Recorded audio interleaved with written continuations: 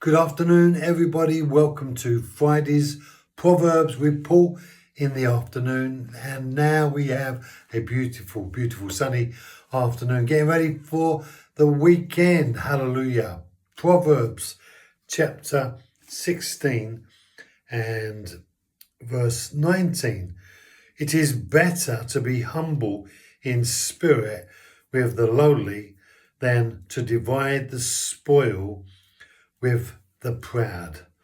Better to be humble. We know that humility is precious in the sight of God, and to be humble with the poor is where Jesus would spend his time. And so being humble with the poor, being, as it were, with the lowly, those who don't have a great reputation. Jesus spent his time with sinners, tax collectors, prostitutes, lepers, outcasts of all kind. And he's not afraid to spend time with those who are of lowly position. And there is something about being with people who have nothing.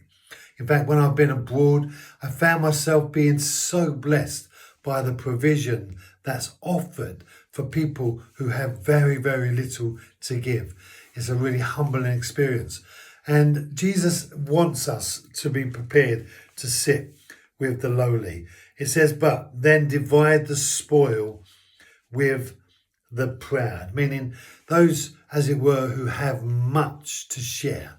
There's almost like an acceptance that those who have plenty, there's an arrogance about that environment, which is slightly unpleasant, really. It's like people are there doing their stuff, but they're not really connecting to you, maybe in the way that the lowly sincerely connect to us.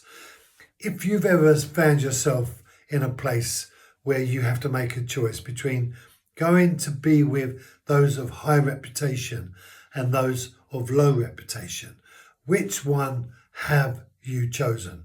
Where did you go? Who have you been spending your time with? Where have you been reaching into the, as it were, the highways and the byways of life? It's a wonderful thing for us as a church to be able to care for those who come to the food bank. And you meet such brokenness in the lives of people. But it's far more than just physical poor and having nothing. So many are spiritually poor and have nothing. And we need to learn to be amongst those too, those who are spiritually drained from any sense of well-being and life. God has called Christians, his people, to be amongst the lowly in the earth. Hallelujah. Have a great weekend. Be blessed. And I'll see you on Monday.